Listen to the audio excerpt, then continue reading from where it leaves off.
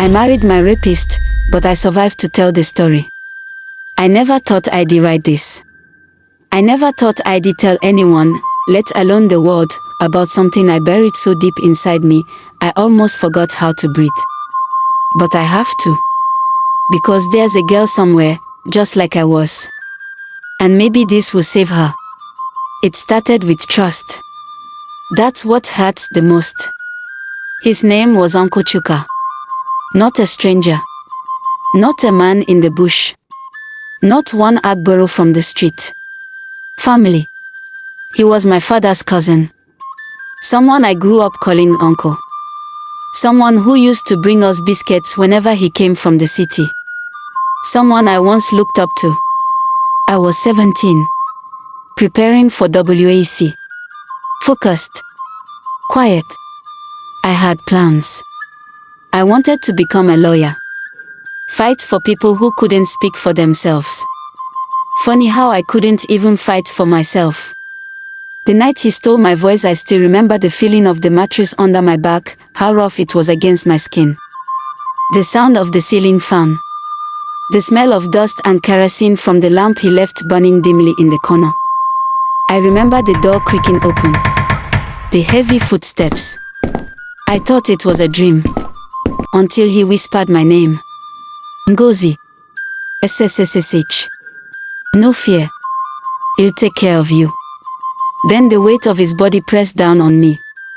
I couldn't scream. I couldn't move. I froze. My body stopped being mine. I left myself that night. Mentally. Spiritually. I just floated somewhere above the ceiling, waiting for it to end. And when it did, he stood up, adjusted his wrapper, and walked out like nothing happened.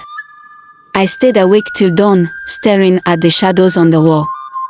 That was the night Uncle Chuka stole my voice, and the girl I used to be. The next morning was the worst.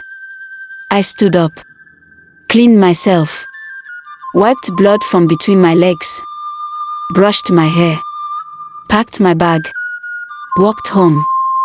Everything looked normal, people selling akara, children in uniform, bikemen shouting fares, but nothing felt normal again.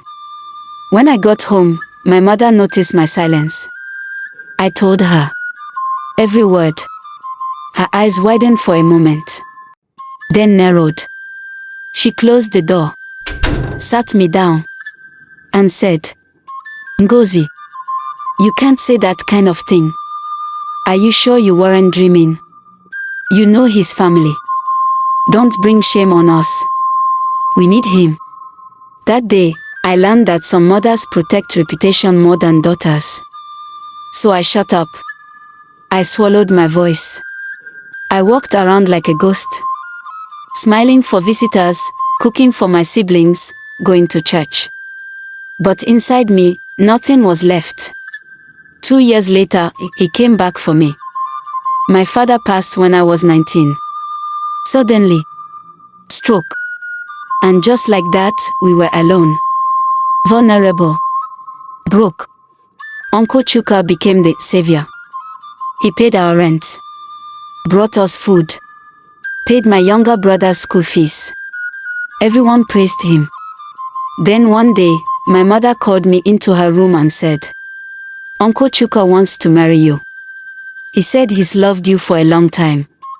I almost choked. I reminded her. I screamed. I cried. I begged her not to do this to me. She slapped me. You want to ruin your life because of something that happened once. Who else will marry you now? That man feeds us. Have sense. That same week, I was married off. No celebration. No gown. No makeup. Just a court affidavit, transport fare, and tears. Marriage was a prison with a decorated gate. To the world, I was his wife. Inside that house, I was a slave. A prisoner. A punching bag. A sex object. He called me stubborn. He said I should be grateful he married me after what I let happen. He would force himself on me again and again. And I would lie there, dead inside, wondering if there was still a God. I gave birth to 2 children.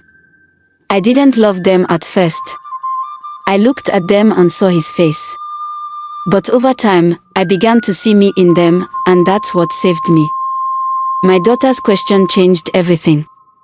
One night, I was in the kitchen, cooking rice, and my little girl came to me and asked, "Mommy, were you always sad?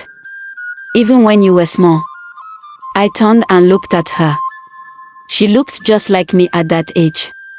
Innocent, curious, hopeful. And that night, I swore, this cycle ends with me. My escape. It took me 1 year to plan it. I started hiding money. I made photocopies of my ID, birth certificates. I contacted a women's shelter through a nurse who came to the house once. Then one morning, after he traveled to Onitsha for a burial, I packed a bag, carried my children, and left. We didn't have a destination, only a mission, freedom. I slept in a church compound. Then a shelter. I cleaned floors. I washed clothes. I worked like my life depended on it, because it did. And slowly, I rebuilt. I took him to court. Years later, with help from a women's rights lawyer, I told my story in court. He denied everything. Said I was lying. That I was promiscuous. That I was angry because I missed city life. But I didn't care. I stood there, held my head high, and told my truth. In front of strangers. In front of family. I won. Now, I speak for the silent. I share my story with girls in schools. In churches. In shelters. I tell them, silence doesn't protect you, it protects your abuser. You are not damaged. You are not worthless. You are surviving. And one day, you will rise. To every girl like me. If you've been silenced. If your body was stolen. If your family turned a blind eye. Please know this. You are not alone. You are not dirty. You are not weak. You are a storm that survived. And if you're still living in that house, still swallowing your screams, still pretending for society, start planning. Even if it takes a year. Even if it takes 10.